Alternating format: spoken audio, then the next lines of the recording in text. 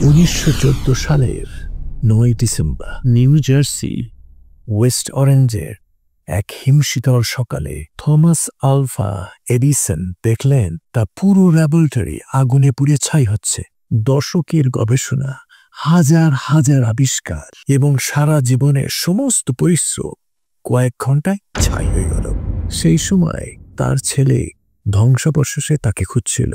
সে এডিসনকে শান্ত আর স্থিরভাবে দাঁড়িয়ে আগুনের দিকে তাকিয়ে থাকতে দেখতে পেল।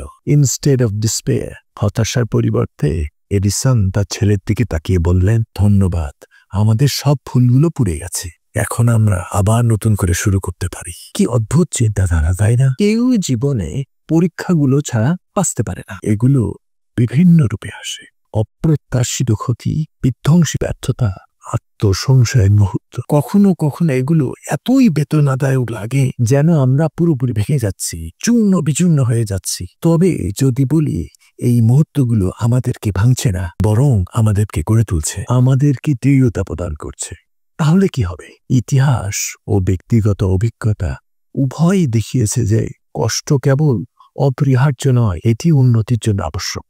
Einstein says, anyone who has never made a mistake has never tried anything new. যে কেউ কখনো ভুল করেনি, সে কখনো নতুন কিছু চেষ্টাই করেনি।